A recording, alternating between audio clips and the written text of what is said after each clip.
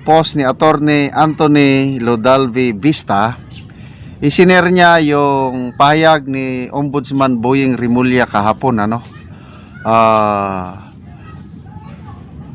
Nagsalita ng hindi maganda ang Ombudsman laban sa Sandigan Bayan. Parang sinisisi niya ang Sandigan Bayan. Ito ang pahayag ni Ombudsman. Yung Sandigan Bayan, ang galing din mag-acquit, Lahat ng dahilan para mag-acquit, meron ang Sandigan Bayan. Kaya ngayong corruption sa atin, huwag ninyong sasabihin sa executive lang yan o legislative. Matindi ho yung judiciary. Ano ba ito? Mayroon na bang inakwit ng Sandigan Bayan na kaso na naisampa? Yung related sa flood control? Palagay ko wala pa namang na-acquit. Bakit inuunahan na ng Ombudsman, sinasabi niya na magaling mag-acquit ng mga kaso ang Sandigan? Grabe, mind conditioning ata ito eh. Ito, may napakagandang explanation ni Attorney Vista. Dati siyang kasapi sa Special Office of the Special Prosecutor. Sila po yung nag-prosecute ng mga kaso sa Sandigan Bayan. Kaya may personal experience siya tungkol nito. Ang ganda ng kanyang pagpapaliwanag. Sabi niya, Rimulya should look at his office before pointing to the Sandigan Bayan. Ombudsman Jesus Crispin Rimulya said in public that the Sandigan Bayan has many reasons to acquit and that corruption should not be blamed on one institution alone. The statement was made at a time when public frustration over corruption cases is high, particularly those involving large infrastructure projects such as flood control. The statement has been taken by many as an explanation for why cases fail in court. It directs attention to the Sandigan Bayan and leaves the impression that acquittals mainly result from judicial action. I write this as a former prosecutor of the Office of the Special Prosecutor who personally handled cases and appeared before the Sandigan Bayan. The following is a straightforward explanation on how corruption cases are built, how they move through government offices, and where weaknesses usually arise. I-summarize ko na lang dahil mahaba yung explanation niya. Ang mga corruption cases nagsisimula sa COA findings. Okay. So once na may COA findings na isasubmit nila sa Ombudsman, ang Ombudsman mag-iimbestiga na. Okay. Ang COA audit report is more on technical, on how technical audit lang ito. It does not deal on criminal questions. So basta nakita ng audit na, technical ko nito, may hindi maganda. So ang Ombudsman na ngayon mag-imbestiga. So once nga nag-imbestiga, mamaya i-determine na yung probable cause. Kung may probable cause na nakita ng Ombudsman, isasampa na doon sa Sandigan Bayan. Okay.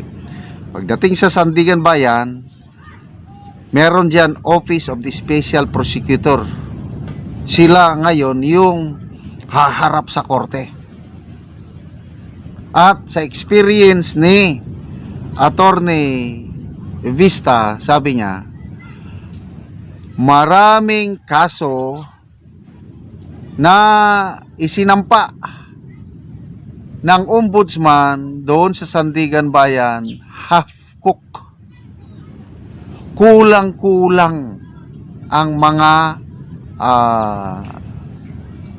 requirements, testigo na hindi kayang mag-stand alone in court. Kaya ang paliwanag niya dito na huwag mong sisihin ang Sandigan Bayan sa kaso na hapkok na i-prepare ng Office of the Ombudsman. Na may specific example ni Attorney Vista. Meron siyang hinawakang kaso. Pinag-aralan niya. Nakita niya, kulang. Matatalo yung kaso.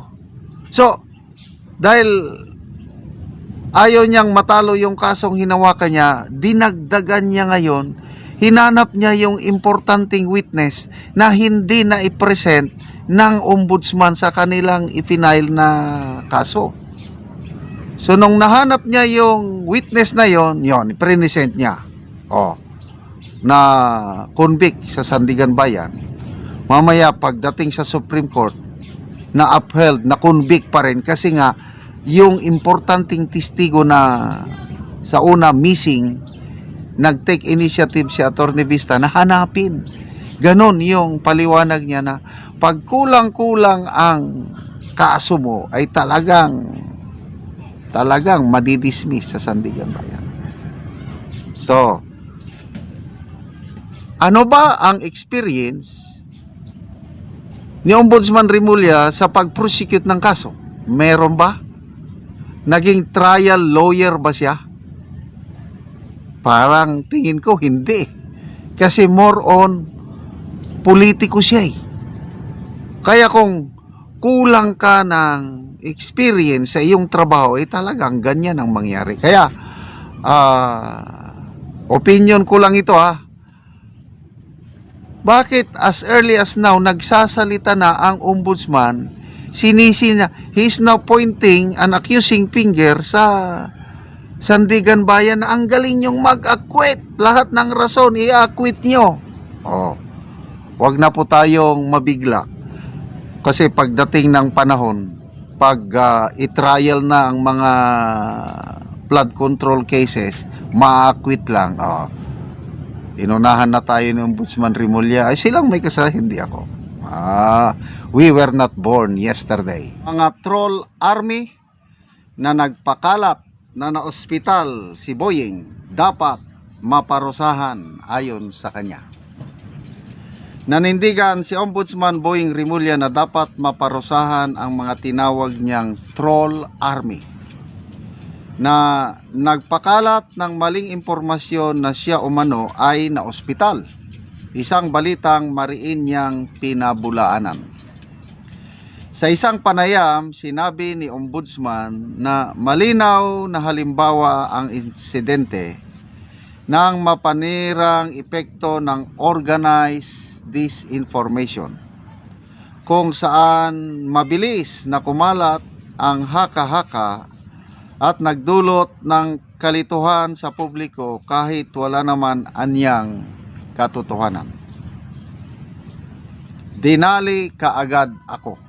Sabi niya. Dagdag pa ni Remulla, hindi na umano dapat palampasin ang ganitong uri ng online behavior, lalo na kung sistematiko at may layuning mandinlang o manira aniya ng reputasyon. Ito ang kanyang pahayag. Ang mga troll army dapat talagang gawing illegal. Correct, agree ako dito.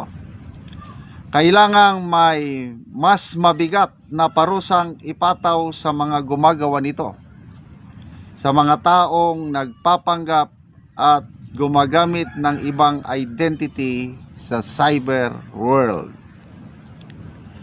Ang pahayag ng ombudsman ay kasunod ng ilang araw na pagkalat ng balitang siya raw ay nasa ospital na una nang itinanggi ng kanyang tanggapan at ng iba pang opisyal ng gobyerno.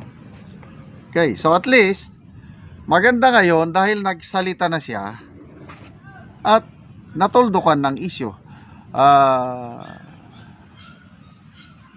suggestion ko lang ito, pag may mga ganyan na kakalat, di ba mas maganda mag-respond ka agad, magpakita ka. Example, si Ombudsman Remulla, yung first day pa lang sana na I think pang 5 araw na ito eh. Yung first day pa lang na mayroon ng post na isugod di umano si Ombudsman Remulla sa ospital, sagutin na kagad at magpakita na kagad ng proof na hindi, ito ako. Ito ako. O di, hihinto. Kailan kung pabayaan, talagang lalala ang spekulasyon.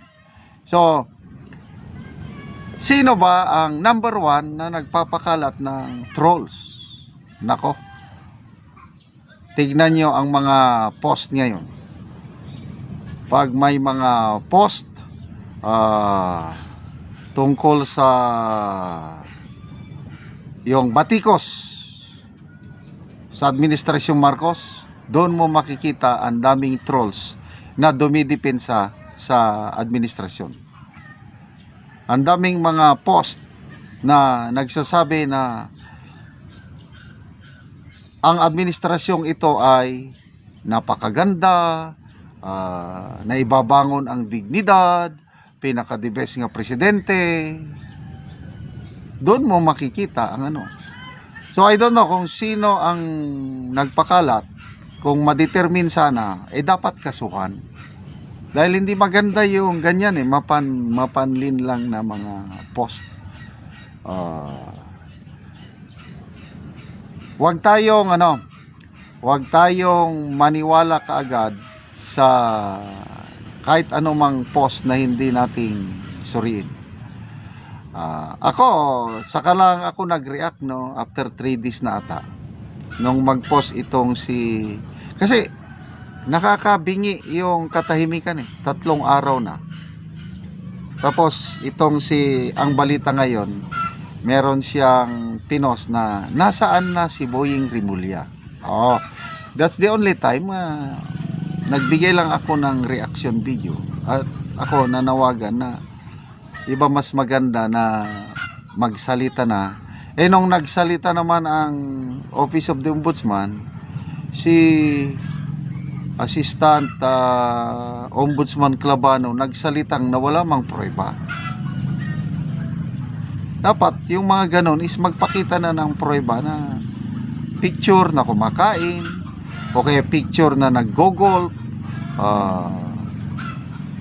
So hanggang kahapon ba yun, January 3, yes, nagsalita na sa publiko si Ombudsman Remulla at yun napatunayan na he is good. Kailangan natin ng ombudsman ngayon dahil itong laban kontra korupsyon, kailangan napaka-importante ang papel ng ombudsman. Kaya lang, nagtataka ako yung public announcement ni Ombudsman Remulla kahapon is sinasabi niya na ang Sandigan Bayan napakagaling daw mag-acquit ng kaso. Ang Sandigan Bayan daw has all the reasons to acquit cases. Sinasabi niya na ang laban sa korupsyon, kung failure man, huwag niyong isisi sa executive lang o sa legislative. Ang judiciary may kasalanan din. Bakit ganun? Ako, personally I still believe on the integrity of our justice system, lalo na ang mga judges natin. I have personal experience, mga kaibigan ko na basta mahina ang kaso mo, ang prosecutor pwede kang sampahan, pwede kang hindi sa korte. Ganyan din ang ombudsman, pwede kanyang sampahan sa Sandigan Bayan. Kailang iba ang labanan sa korte. Pag mahina ang iyong kaso, it will not stand scrutiny, it will not stand yung mga cross-examination, ay talagang madidismiss yung kaso.